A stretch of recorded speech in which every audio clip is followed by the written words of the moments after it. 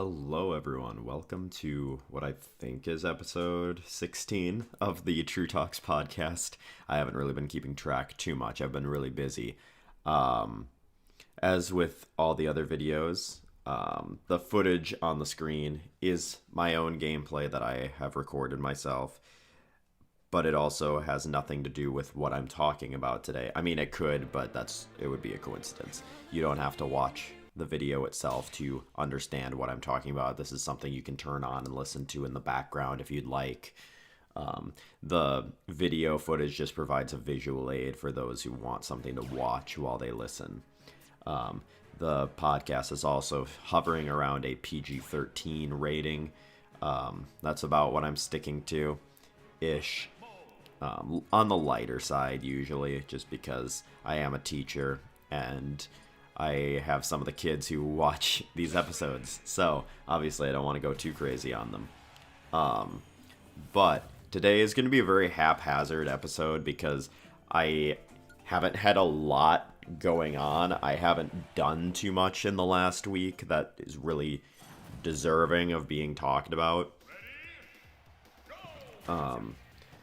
So the first topic I'll be talking about is going to be my feelings on the Donkey Kong Country trilogy on the Super Nintendo. The second topic is going to be talking about how the Vikings have been doing lately since Kirk Cousins went down, and pretty much it seems like we have major injuries every single game, and that's kind of been widespread around the NFL. It's kind of interesting to talk about that just in general as well.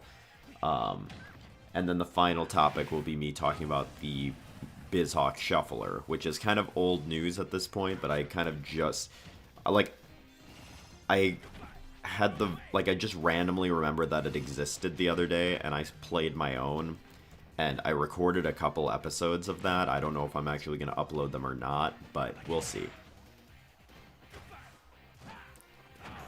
Also to note, it is the morning. I usually record these at night, but it's Sunday morning, so it's kind of a lazy day. If my voice sounds weird, it's because I just woke up. I am drinking my cup of coffee as we speak. But yeah, this last week was really very busy for me and very stressful. It was mainly one day specifically because it was our first concert of the year for all the bands, and I was kind of just honed in on that one day. I don't know if any of you have ever experienced where even in the beginning of the week, if there's something going on Friday that you are a major event that's going on Friday that you're stressed or concerned about, it just feels like the entire week is focused on that event, even though it's only actually happening one day out of the week. So it just felt like this entire week was me just honing in on the concert, especially since it's my first one, and I tried to make it go as smooth as possibly could be. And yeah, it went okay, really. I have no major complaints. There were some things that went awry, but a lot of it had to do with me needing to experience my first concert for the first time, and now I know a little bit more about what I can do to make it go a little smoother. I'm actually a big logistical person, so I focus even more, during the concerts, I focus more on, stuff like getting on and off the stage. And organization, transitional stuff, rather than the music itself. Because the music, generally speaking, is going to be fine, and if it's not, it's pretty much out of my control at that point. But there still is a lot of pressure, on me to have the music sound good as well, because it's with a switch in directors, it's very easy to blame, poor sounding music. It's easy to attribute that to the new person rather than it just being people don't really tend to understand the fact that the first year when you switch like directors in like in the band world, choir too, it's always going to be a little unstable for like that first year, maybe even 2 years, but the first year especially if you're getting someone who is it's their first teaching job like me. Like, I don't like making excuses for myself, and I don't want that to sound like what this is, but a lot of the things that I've done wrong so far, a lot of the mistakes that I've made have been attributed just to the fact that I've never done anything like this before. And, like, obviously they teach you, like, I went to classes for 5 years. I was in college for 5 years to figure this whole thing out and learn how to teach and how to direct band. But there's teaching how to do something, and then there's actively doing it yourself. It's like when you go to a new job and you watch a shit ton of training videos, and then they expect you to just hop in and be able to do it right away. Like, it just doesn't work. I really do think training videos are pretty pointless. Like, they can do a quicker montage than having you sit and watch video. Like, I just remember, like, when I started at, like, McDonald's and Kohl's, specifically, and Walmart, all three of those jobs, where, like, literally the first shift, you sit in a room looking at a computer screen for, like, 2 to 3 hours, and it's like, you don't retain any of that information. It's like, it's not teaching me anything. Like, I'm not gonna really know what I'm doing until I physically do it myself. And it's the same way with teaching, but on a grander scope. Like, there's so many things, especially when it comes to teaching band, that they don't teach you in college, and I don't know if people actually understand that. It's not like all of a sudden I graduate college and I'm 100% ready to teach. Like, I felt as prepared as I could be going into this year, but so already there's been so many things thrown at me that I could not have possibly prepared for or even really known or expected. Like, there's just so many things I've had to pick up on the fly, and I don't think people understand that either. But even if I wasn't new to teaching, when you rotate directors, there's always going to be a shift in sort of the culture of the band. It's always going to be different under someone else. It's never going to stay the same. And it kind of has to go through sort of the growth phase again, where the band itself finds its identity. Because, like, you have your identity with that other director, and then it's like all of a sudden it gets turned on its head a bit when someone new comes in. Like, it's only... I had a director switch in high school, and it was a huge deal because I still think my band director my freshman year is one of the, like, most genuine and, like, just emotionally intelligent people that I have ever met. And going from that to just someone else, regardless of who it was always going to be hard. But what he said before he left was, in reality, a band director is just one person. You still have the students who leave behind the legacy that you started. But at the same time, different directors are going to have a different vision for what they want in a band program. And the students kind of have to adapt to fit on board of the new director's philosophy, because it's going to be different. Maybe in a bit, like, it could either be vastly different, or maybe it's only different in very intricate, small detail ways, but it's always going to be different. No two directors are going to expect the same thing, because band is such a vast subject to teach. Like, you can program whatever pieces you want, and there's such a vast library to choose from. it's always going to be very different between people just based on the music that they want their group to perform and the music that they deem viable.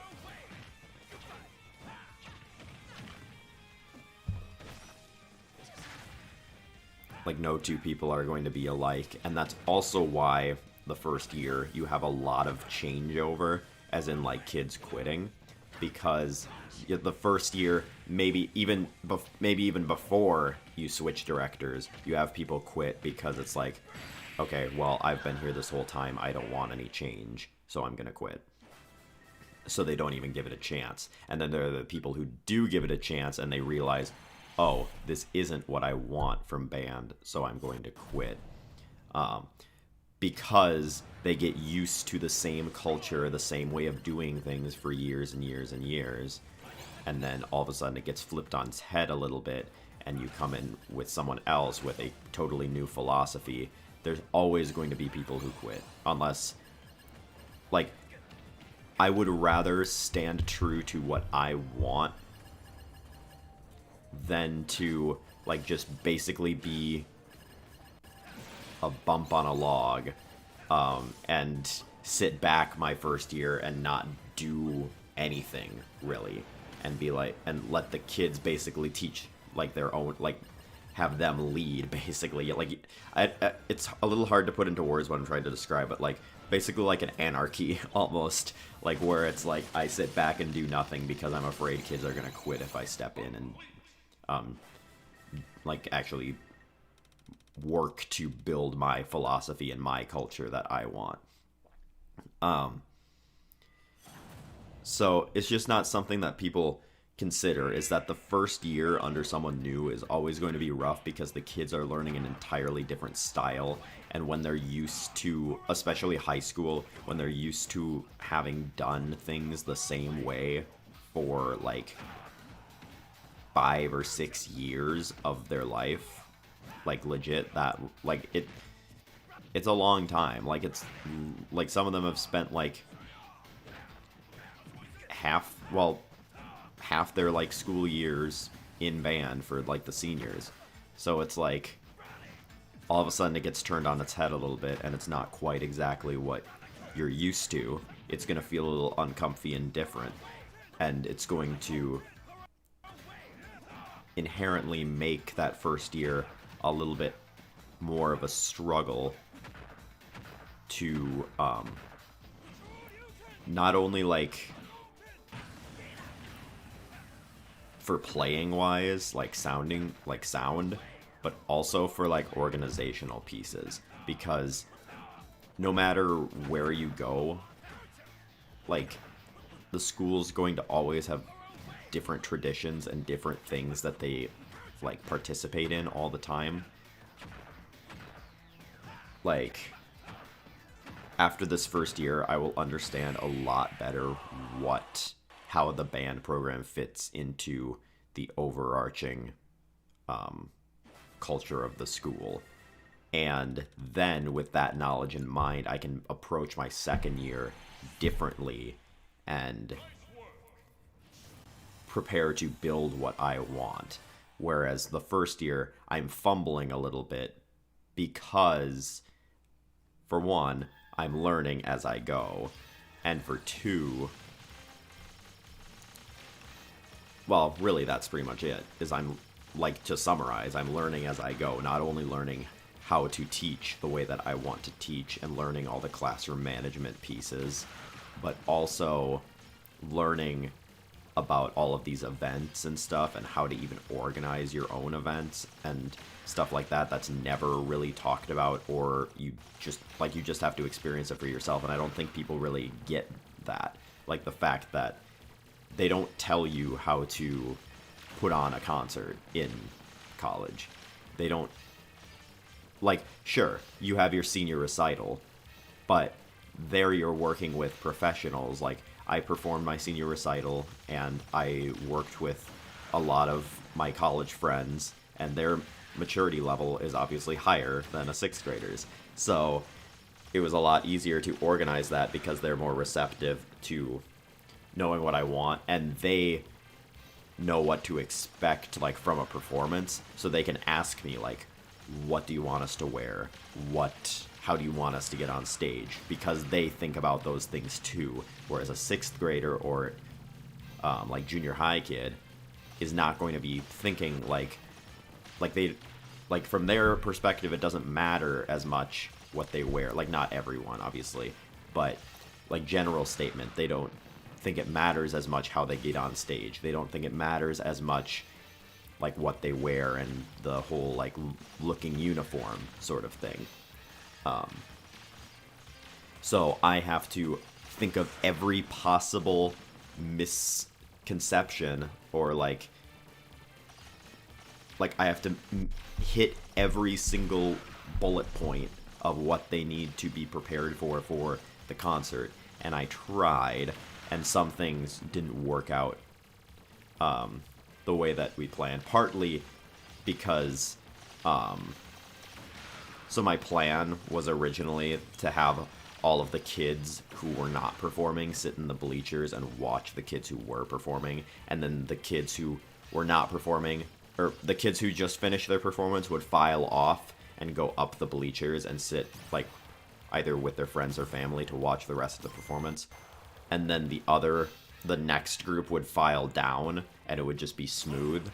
But what happened was we had a full house, so there was nowhere for any of the kids to sit. So that was like just, we had to improvise, and I shoved them behind the curtain backstage. So then it was just kind of really, really messy. But in the future, I know how to adapt and switch something like that up. But it's like, I couldn't have known that that was going to happen until it happened. So just teaching so far has been like full of things like that, where I go in with an expectation. The expectation is completely different. Like, not like that the kids aren't meeting my expectation, but like I have a vision for what something's going to look like, and it doesn't exactly look like that then. And then I have to change everything up in order to fix that. One thing that I really appreciate, the day that I set up the concert, I came to the school at like 7 p.m. because there was a basketball captain's practice, and I couldn't set up until after that. I set up for the concert, and it took me... I had 2 kids help me out, which I appreciate them for that. But it took me from, I think, about 7:15 to around 9:30 to set up for the concert. So over 2 hours. And then, but teardown, because the kids were already there, a lot of them pitched in and helped. Like, I had at least like probably like 10 of them who were actively helping move stuff back up to the band room. And teardown only took like maybe 30 minutes because everyone was actively helping out, and that went super well. Hopefully I can get more for the setup. I just had no idea. Like, I was supposed to be told when I could start setting up, and no one ever gave me a concrete time. So I couldn't, like, my plan was to like ask the kids, okay, can anyone show up at this exact time to set up on the evening before the concert? But no one, even the day of, no one ever gave me a concrete time. So I just kind of showed up and was like, all right, let me know when you're done with practice and I'll head in. But we work around those things. I'm a very details-oriented person, so I always think about the minute details like that. But overall, it went smoothly, especially considering it was my first concert ever.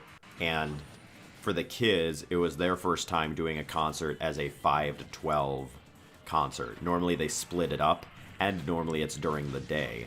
So it was a new experience for them as well, and I think they adapted really well. The concert went a little long. If we're doing them in the evening, I like to keep them at an hour or less, and it was probably about an hour and 5, hour and 10 minutes. But part of that was due to the sloppiness of transitions. and that will be fixed for the future. And I know how to do that, as I was stating before. And I think the kids now know why I needed them in order specifically, because some of them it was like it's like they don't care, so they just try to sit by their friends or stand by their friends, and then they come up to the stage and they're like, wait a minute, how do I get in my spot now? And I'm like, yeah, it's almost like you should have sat in your order to begin with. It would have made this a lot easier. So now I think they understand the why of that, because sometimes, like, with kids, they'll always try to think of an out. Like, they'll be like, well, why do I have to do this? And you'll explain it to them, and they'll be like, does it really matter? And I'm like, yes, it matters, because if we botch these transitions, the concert is going to take an hour and a half, and I don't want that.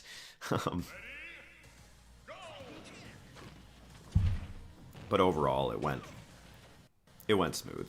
I don't have any major complaints. In the future, it's always going to go better. It's always going to go up from here. And we have 2 more concerts this year to showcase that.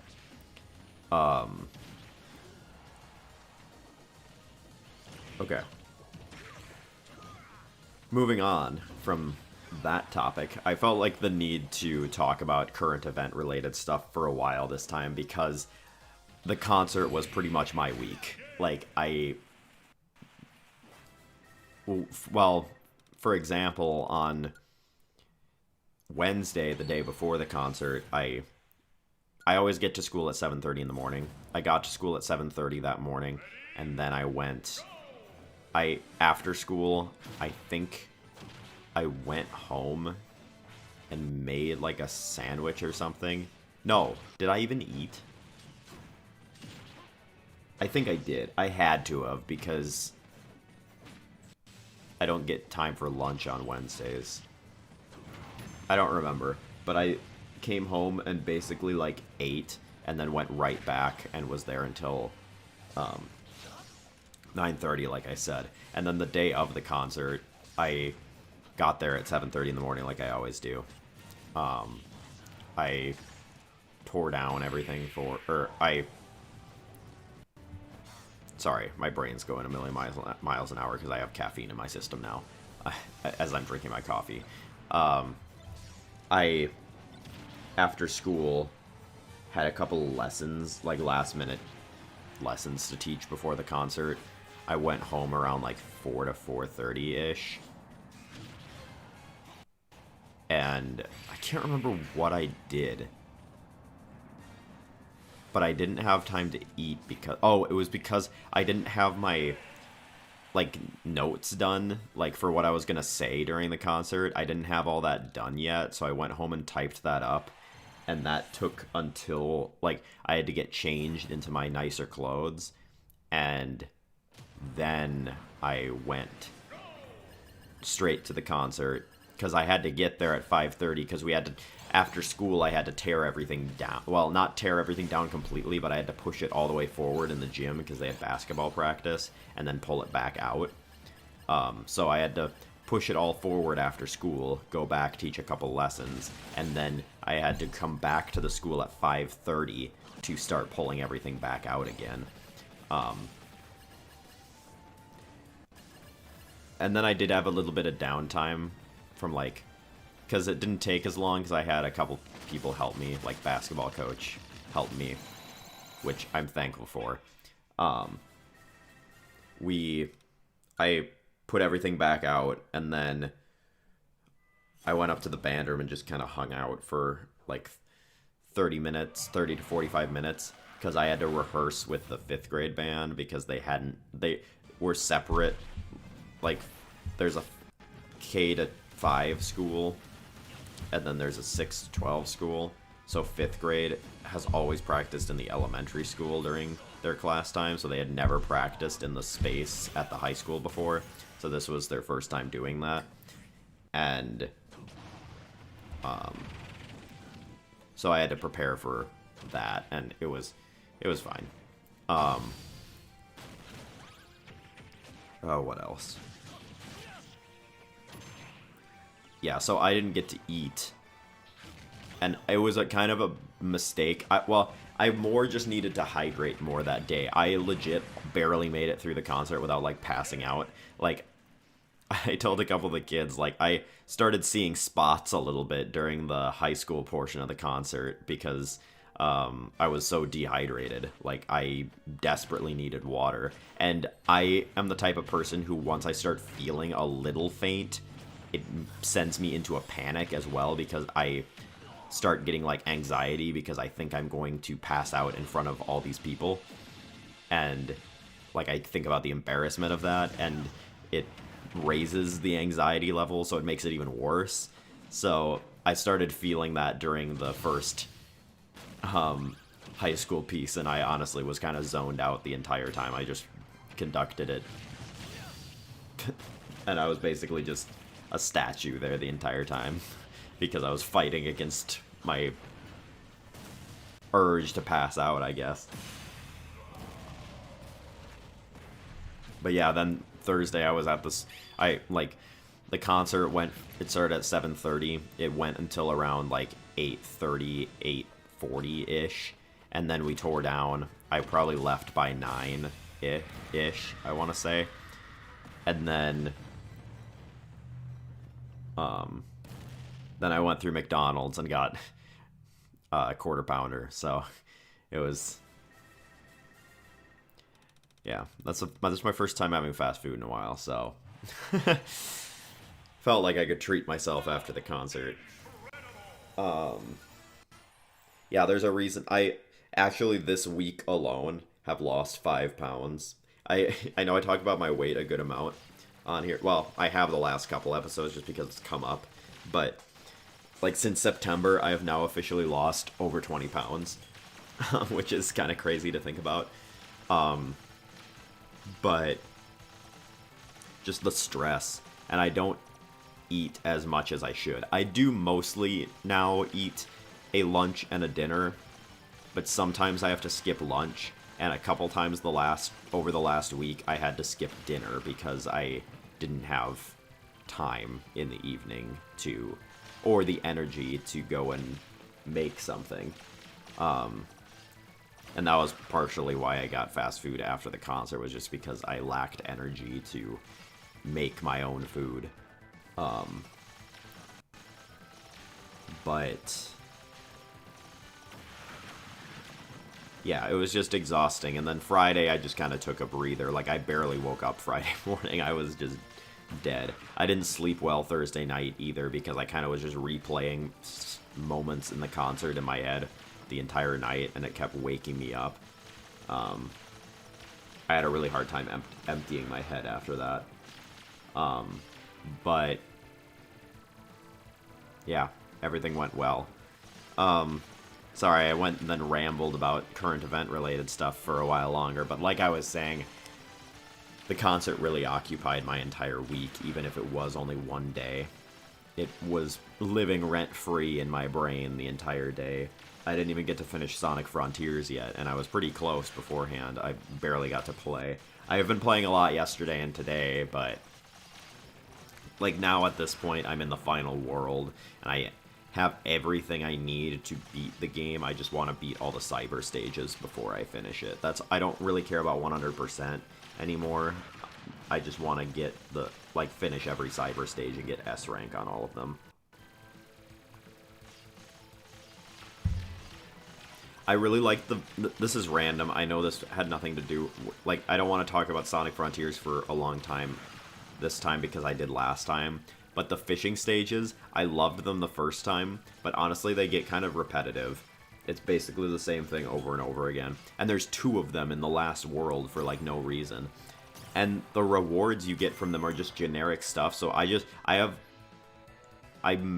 basically paid, to max out my speed and rings in one fishing session. Because I bought, like, 4,000 Cocos, or whatever they're called. So the fishing, like, I feel like they just needed either to make the rewards more expensive or to make the fish give you less of the currency. Because, like, if you fish and catch everything, you end up with, like, 700 points that you can then use in the shop. Not to mention the gold tickets you get as well. So it's like, I literally can just pay to beat the game by fishing.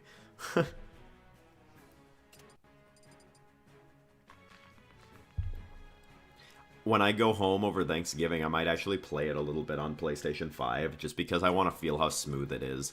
Because I watch people play the PS5 version, or any version other than the Switch version, and it looks much, much smoother, and maybe a bit easier to play.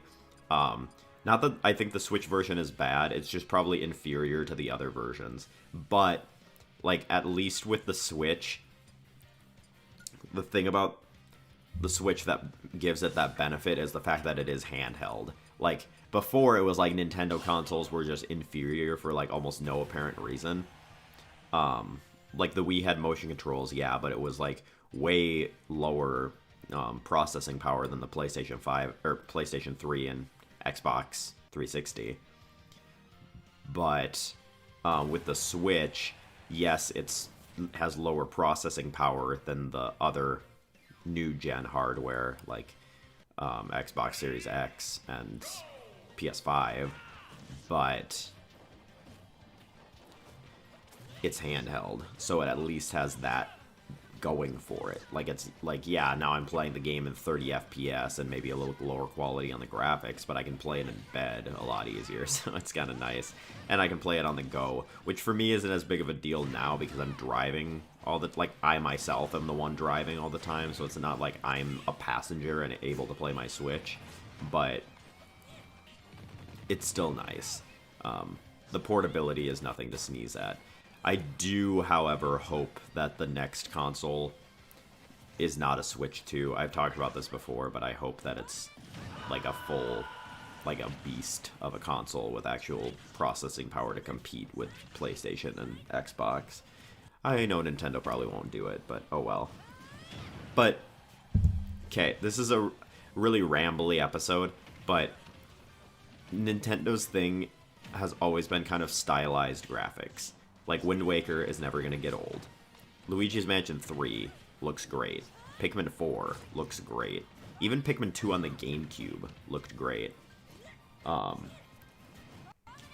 Whereas a lot of other games on other systems, like, now it's starting to push the point where they won't age poorly. But, like, PlayStation 3, PlayStation 2 era games kind of age poorly because they went more for realism rather than trying to stylize the graphics like Nintendo does.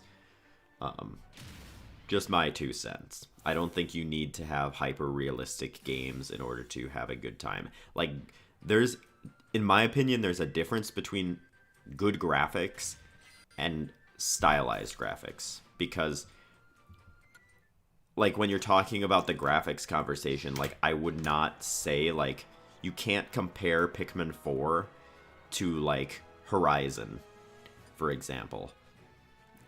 But Pikmin 4 is designed to be cartoony and plays with the fact that it doesn't have, like, the Switch can't push very high-level graphics. But even games that do look a little more realistic, like the Xenoblade series, well, bad example because Xenoblade 2 went a little more stylized, but Xenoblade 3 looks very, very good. And Xenoblade X is honestly one of the best looking Nintendo exclusive games. It might be the best looking Nintendo exclusive games to date.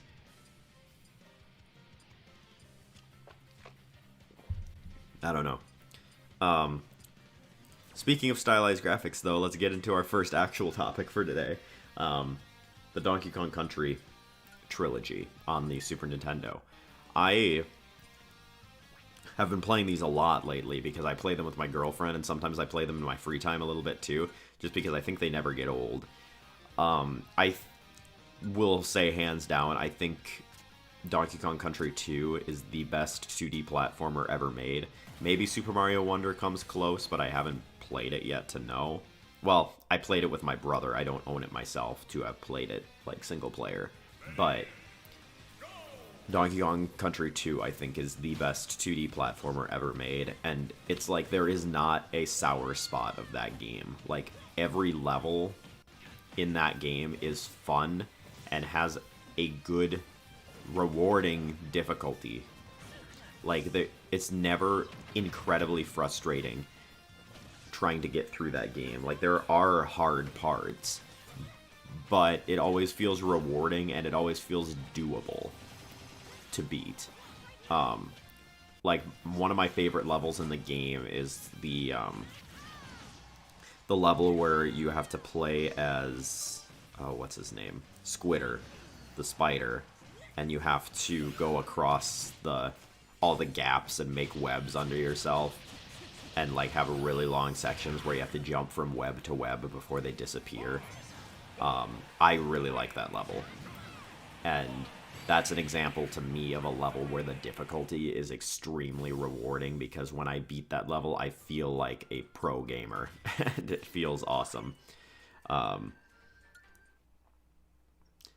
But Donkey Kong Country 2, yeah, that kind of makes the trilogy, in my opinion, because it is, like, even above the other two, like, tiers, like, maybe not tiers plural, but at least a tier above the other two games in terms of quality and level design. Like, there is not a bad level in that game. I could not tell you any bad levels in that game. And I feel almost the same way about Tropical Freeze. I know I'm focusing more on the Super Nintendo games, but Tropical Freeze really is pretty perfect as well in terms of level design. I don't think there's a sour spot of that game either. Other than the one kind of stupid maze level where you have to go around in circles trying to find the keys. That one's kind of a little weird. It reminds me of a Donkey Kong Country 3 level where it's like a major gimmick that doesn't fit really the formula. But speaking of, Donkey Kong Country 3 is legitimately really fun, but it's very up and down to me. It's the least consistent of the three games, in my opinion. It has some really, really good and really fun levels, but almost every single level in that game relies on some sort of gimmick. There is almost no just normal plain platforming levels like you see in the other two games. And pretty much the only ones you do see in DKC 3 are in like the first and second world. Almost all of them have some sort of gimmick attached to it. Which I think is okay, but some of them are really annoying. Like, I do not like the rat level where you have to hit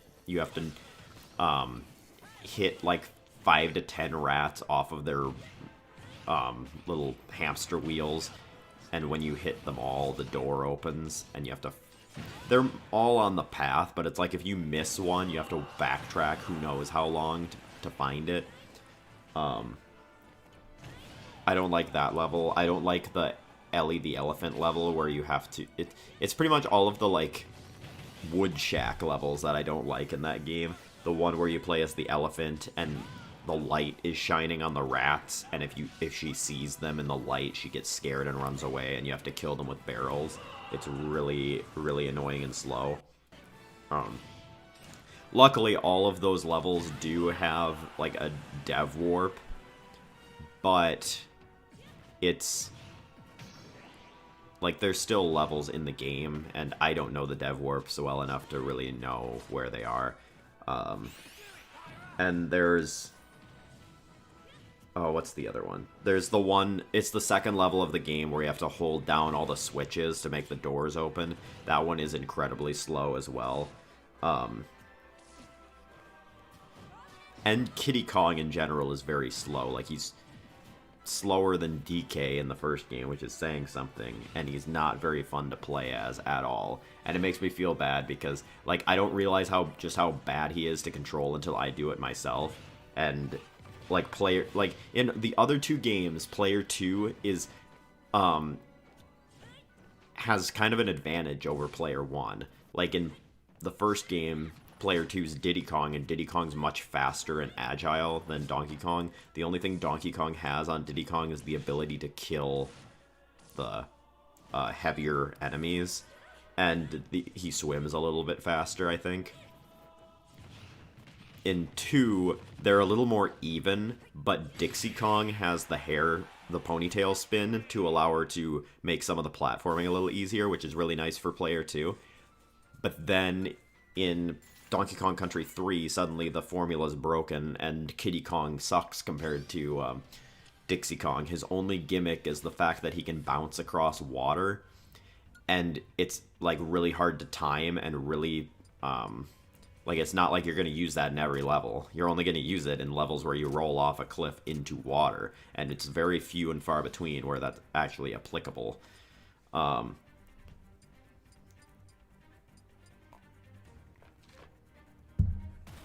Yeah, Kiddy Kong's not horribly fun to play as. I do really like playing as Dixie Kong, though. I really hope they make another Donkey Kong Country game, because Tropical Freeze was so good. I really hope that's not the last one. It won't be. Like, obviously they're going to make another one eventually, but that's one game that I'm heavily anticipating. I know Retro Studios is working on Metroid Prime 4, but hopefully after that's completed, they'll do a Donkey Kong Country game again, because I think they were able to capture the essence very well. Returns was a little bit dicey. There are some like levels in there, like that one just had too many levels in my opinion. And then Tropical Freeze was really, really good, as I said before. But my opinion is actually that Donkey Kong Country 1 is the weakest of the trilogy. A lot of people say 3 is, but I think 3 is better than 1.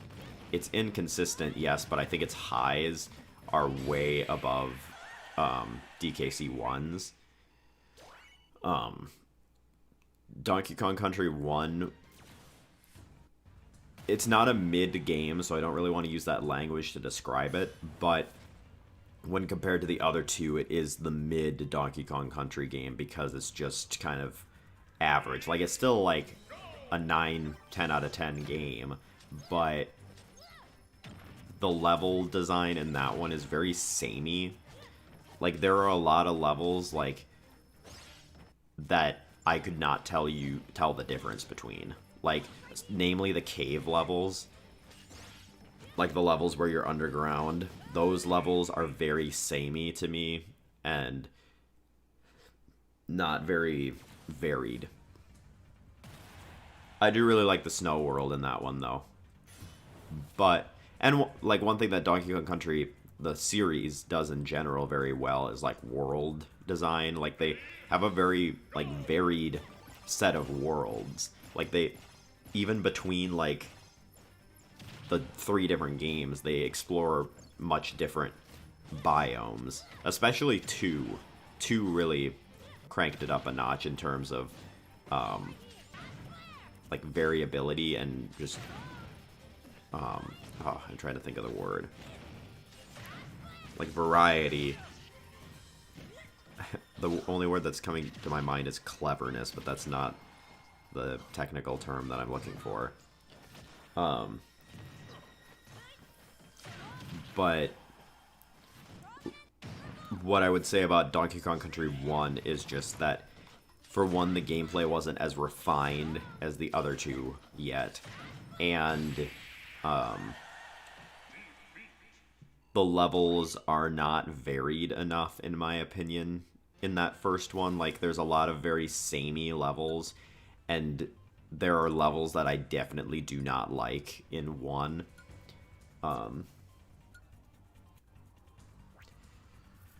Whereas 2, I think, really amps it up and is, like, perfect. But,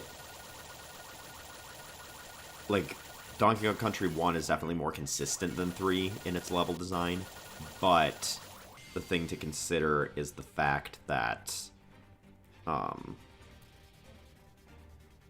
shoot, I keep losing my train of thought here. The thing to consider is there, in my opinion, in Donkey Kong Country 1, there are not, like, really, really fun levels to play. Like, they're all, like, ranging from, like, okay to, like, great or good. There's nothing, like, outstanding or awesome about the level design in 1. and the bosses are like the boss. People don't talk about this enough, but the bosses in DKC1 just suck. Like they're just bigger versions of the enemies that you already encounter. 2 does the bosses the best, whereas 3, kind of similar to the rest of the game, relies on gimmicks a little bit too much. But in reality, the bosses in 3 aren't like anything offensive. Like I think they're fine. That stupid snowman boss gave me and my girlfriend like a shit ton of trouble for like no reason. It was just annoying. Like it took us like an hour almost to beat that boss. But sorry, sometimes I am taking a drink of my coffee. I try to set my cup down like almost obnoxiously loud so that you can clearly hear that I'm taking a drink. But yeah, I really am a big fan of the Donkey Kong Country trilogy. I think even though 3, I say, is inconsistent in its level design, I think it's the most consistent platformer series in terms of quality and, like, theming. Like, it is... Like, there are some, like, minor differences, but I was playing the 3 games in a shuffler the other day, and... like, they're just very smooth and very consistent, even when you're swapping back and forth between them. And yeah, I hope they make another one. The only game that I think is more accomplished in its genre is Mario 3, and that's partly because of the fact that it was originally on the NES, and Mario 3 is just... it's a really good 2D platformer, and it set the tone for 2D platformers of the future. It kind of defined the genre, really. Mario 3 did. But that one is one that I do think suffers from having too many levels at times. Like, some of the later worlds just have way too many levels, in my opinion. But it's still a great game. I still have to beat Super Mario World. Like, I'm definitely on the side of Mario 3 in the debate, but I've never beaten Mario World. I've never gotten past the second world, so maybe I shouldn't talk yet.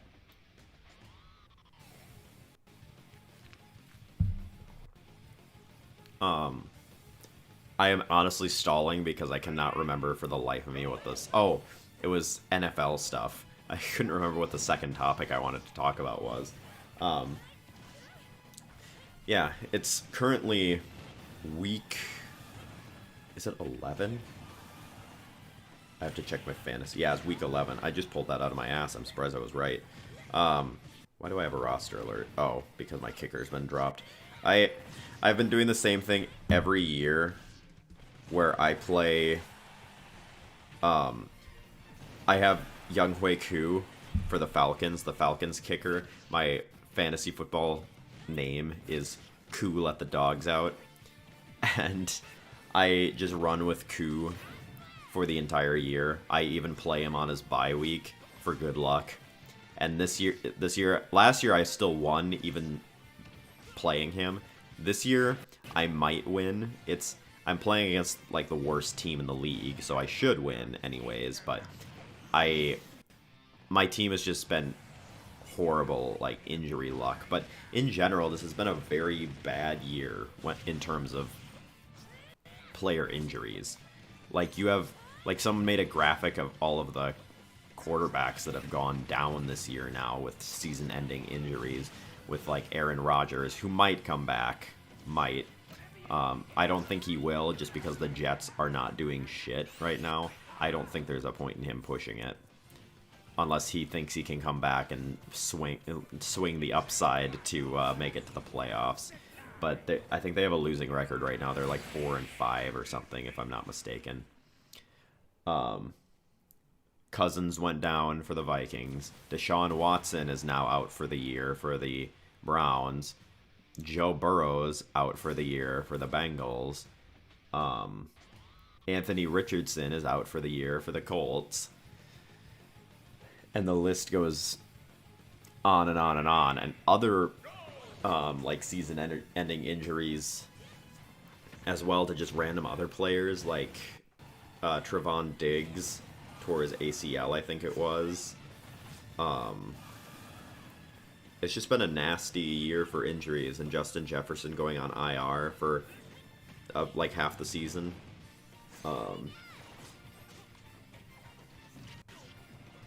Yeah, it's just not been the best year injury wise. I've been rotating through quarterbacks on my fantasy. I actually pulled the trigger and got Sam Howell, I think is his name. I know his last name's Howell. I don't know for a fact that is. I think his first name's Sam, right? Yeah. I picked him up like 3 or 4 weeks ago. I don't know why he's not like more heavily rostered, but he gets like he's the league leader in passing yards. So but my quarterback that I drafted first was Deshaun Watson, and then I drafted Russell Wilson later. So I had 2 quarterbacks. I dropped Russell Wilson for Jordan Love, and then Jordan Love started playing like hot garbage. So then I dropped Love for Howell, and now the cycle continued where they put Deshaun Watson on IR. So I dropped Deshaun Watson and picked up Russ Wilson again. So we're back at square one almost. But yeah, it's been a really weird year for the Vikings in general as well. Just to talk about my team of choice. I cheer for the Vikings mainly. I pull for the Raiders a bit, but I've definitely gotten more involved with the Vikings, especially since like I'm not attached enough to the Raiders to really care that much what's going on. I have merch, I have a poster, I have a sweatshirt, but that's about it. But the Vikings it's been a weird season because they started off like just really horrible luck and really bad like with the turnovers. Like I think they could have won almost every game in the beginning of this year if they wouldn't have turned the ball over as much, which I guess you can say for like other teams too, but like it was ridiculous for the Vikings. Like the Tampa Bay game and the Eagles game were both easily winnable if not for a couple of turnovers, especially the one where Jefferson like fumbled it out, like he dove for the end zone and fumbled it out of the back of the end zone, and it's like a touchback. I still think that's a dumb rule. I think if that happens, they should like put it on like the 5-yard line or something in front of the end zone if they fumble it out of the back. Like, especially when it's like it just makes it feel pretty unfair.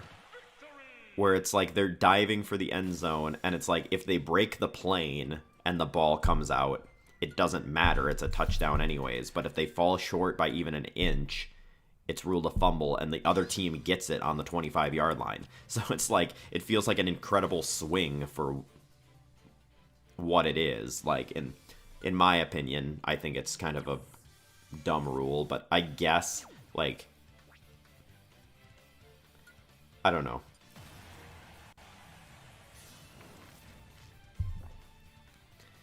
I guess it makes sense because the other way would feel a little unfair for, like, in favor of the offense as well.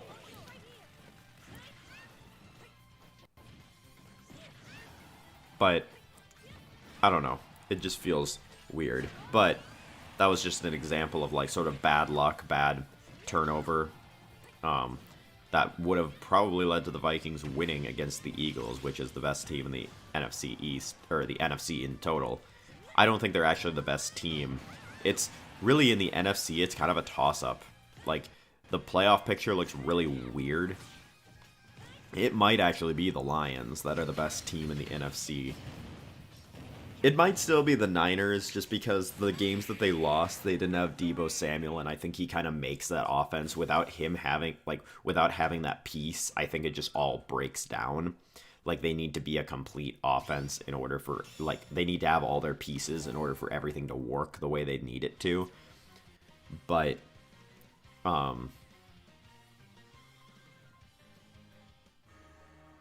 man, I just remembered. I honestly feel bad for the Giants. Like, they're in such a shitty situation. Like, they're on their third quarterback. Their offensive line is like destroyed.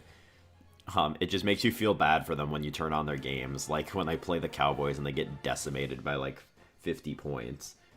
Of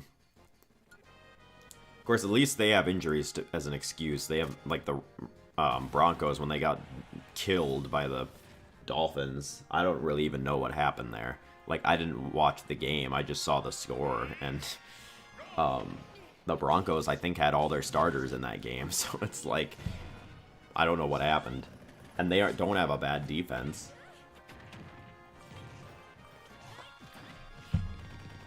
That's another team that's kind of in the upswing now all of a sudden. Like, I thought it was going to be like the easiest game on the Vikings schedule, but that's tonight, and I'm concerned they might lose, especially since it's there in an outdoor stadium in the evening. I think it could be dicey. Because it seems like with our team being used to practicing in an indoor facility, like even though we're Minnesota, it seems like they never play very well in outdoor fields. That might be more of a Cousins thing. I don't know. As I am a big Cousins fan, he probably is my favorite NFL player, but he does not seem to play well when he plays outside. And I don't know what it is. Like, it seems like every time we go to Soldier Field, specifically playing at the Bears, he always has, like, one of the worst games of the year there.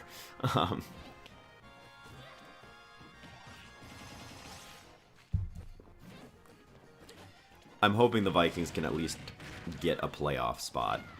But honestly, like, if they make a push, they aren't out of the running of the number 1 seed. Like, that sounds like a big homer thing to say.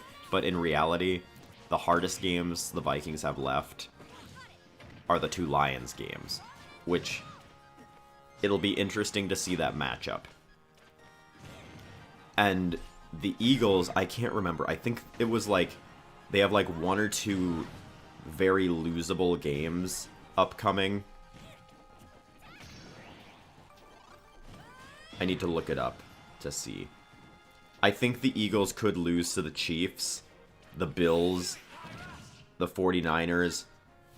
Really, they could lose to like any of these teams. They could lose because they play the Chiefs tomorrow. They play the Bills next week. They play the Niners after that, and they play at the Cowboys after that, and then they play at the Seahawks. I think all of those games are very losable for the Eagles.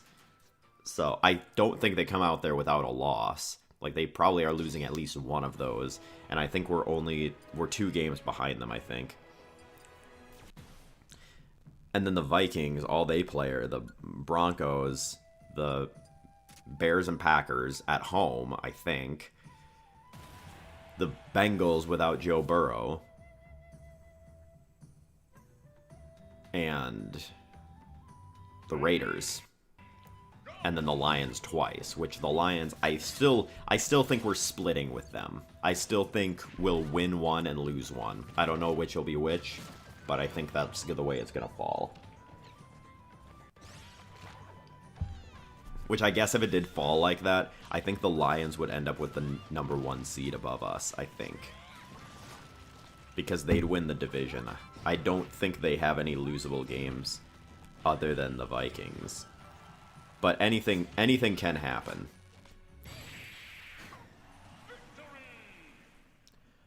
I really thought they were going to lose the Chargers game. That was kind of the only one that I was banking on. Because now I think, well, they do play at the Cowboys. That game's losable for them. And then at the Saints, I think Winston is a better fit for the Saints than Carr. I'm not going to lie. I think he can sling it a lot better than Carr. He has lower accuracy, but he can throw down the field a little better. So I think the Lions could lose to the Saints. I think the Lions could lose to the Cowboys as well. But they would have to lose both those games in order for the Vikings to really have a chance, because I don't think the Vikings are going to beat them twice. especially since it's like almost 2 weeks in a row. It's really dumb that they did that, but it's like we play them the third to last week, and then we play them the last week. So it's kind of rough. How have the Bears been doing lately? I'm kind of curious. Not the standings. I want to look at the... Did they win last week? They did. They barely beat the Bears. Or the Panthers, I mean. Is Fields back? No. I don't know when he will be. It'll be interesting to see if any Vikings get injured during this game tonight. The Broncos defense is nothing to sneeze at, so it could be rough. The Saints players were just taking off heads last week. Like, I don't know what the deal was, but they were like, especially Hawkinson, like they were slamming him to the ground, like trying to get him out of the game. And I don't think he played in the second half, at least not very much. And I know he was injured, but still, I will say, like, just generally speaking, cornerbacks in the NFL get like way too, like, they're cornerbacks and wide receivers seem to always be the head cases, and I cannot stand Marshawn Lattimore. He's one player that I just cannot stand. But I think, I can't remember if he got hurt and went out for the entire game. I know he got hurt, but I can't remember if he came back or not. But I think he had some pretty rough looking hits against some of the Vikings offensive players. Of course, it always looks rough like when it's against your team. If it's like your player hitting someone else, then you're like, yes, hit him harder. But speaking of, we have Anthony Barr back, which will be an interesting notion. We'll see how that plays out. Again, another key player that has been awesome for us this year, Jordan Hicks, is probably done for the year. I think it's like he could come back, but the injury that he has is like very likely to be re-agitated. So might want to play it safe on that unless we're like in the Super Bowl.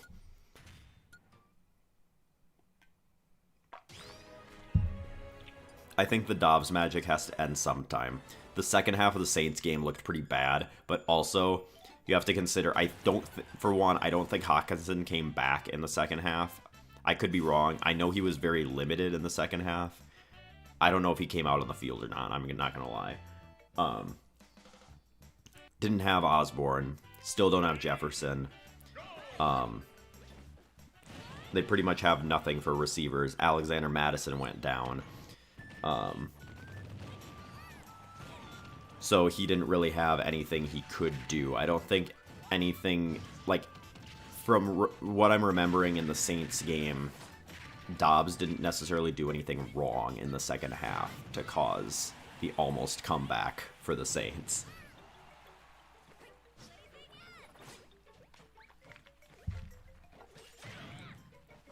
But it really felt like we put them away in the end of the first half, and then all of a sudden they got the momentum and were getting close to coming back and winning in the end.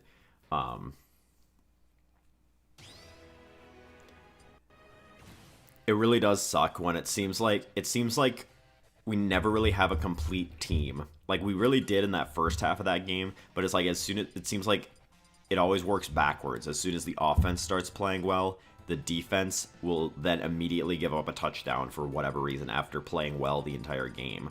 Or the opposite will be true. The defense will play like lights out, like shut them down, and the offense won't be able to do anything to capitalize on it. Like I think there was an interception in that. Winston threw 2 picks, I think, and one of them was like the second one I think was the game sealer. And the first one, I don't think the offense ended up doing anything with the field position. So, I don't know. I don't know what defense is better, if the Broncos defense or the Saints defense is better. I know that the Broncos have the best cornerback in the league, but I don't know if they have anything other than that. I'm not sure. I didn't watch the Bills game enough to know like what happened there to cause the Bills to lose.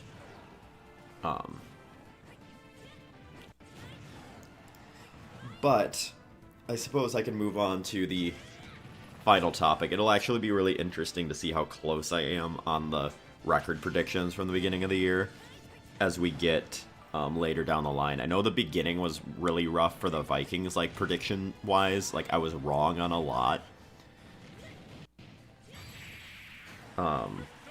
But now the record's starting to pick up. So, like, they're starting to win games that I didn't think they would win, instead of dropping ones that I thought they would win. Because they did that more in the beginning of the year, where they dropped games that I thought they would win, and then all of a sudden the 49ers game turned things around. And that was one I did not expect them to win even before the season.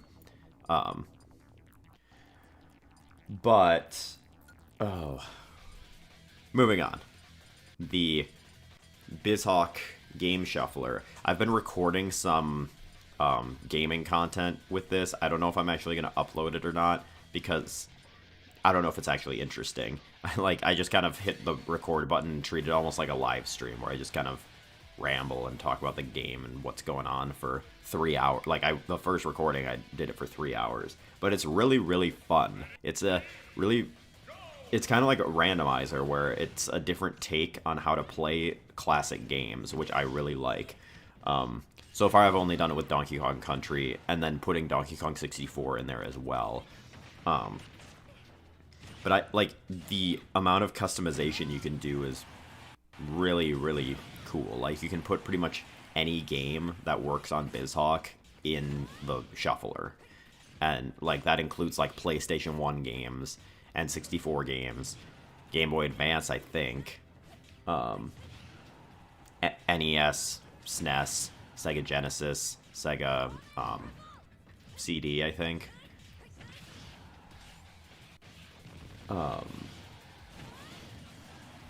But, like, the amount of variability you have with it is actually kind of crazy. And it just makes it really fun and engaging to play, because it's like, I had moments where, like, I'm used to, like, when I beat a level, I'll grab a drink or something. There were a few times where I went and grabbed a drink and I immediately got punished for it because it swapped me into one of the other games or something.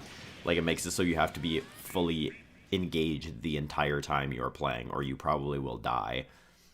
And it makes certain sections of, like, some of the levels really, really scary. Especially, like, auto-scrollers, like the minecart level. Like, if you swap out of the minecart level, and especially when I was playing with 4 games, it would sometimes take a while for one to come back. Like, if it swaps out of it, and then you forget where you're at, you're pretty much just toast. Or if it shuffles when you're over a pit, you're pretty much done, unless you get incredibly lucky. Because immediately when it switches, it's going to take whatever input you're pressing at the time. So if you're not, if you need to be holding straight left and Y the entire time in order to make a jump, if it swaps and you're holding, like, there was one time where I was playing a level in DKC 2, it swapped me to DKC 3, and in 3 I was in a water level, so I had to go left, and when I was holding left, it swapped back into DKC 2, and I went right off the cliff because that happened. Another really annoying thing sometimes has been, like, beating some of the bosses. Like, I had a ridiculously hard time with the stupid spider, the second boss of DKC 3, because you need to be holding barrels, and you need to kill them with barrels. If you're holding a barrel, you need to be pretty much, and it swaps out, you pretty much need to be holding Y the entire time you're playing any other game until that game comes back, because otherwise you're going to drop the barrel. And it just creates, like, really interesting situations that require a bit of forethought to get yourself out of. And that's kind of the beauty of the shuffler, is trying to figure out the best way to go about getting through the games in not only an efficient manner, but also in a safe way, to where you're avoiding putting yourself in situations where if it swaps, it'll just pretty much be an instant death.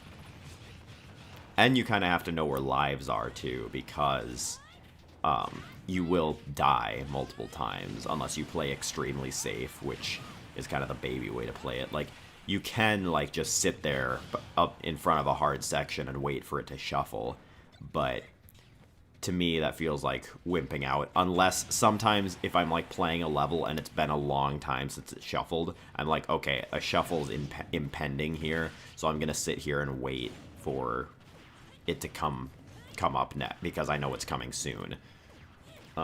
Any other situation, I just gun it and try to go for it.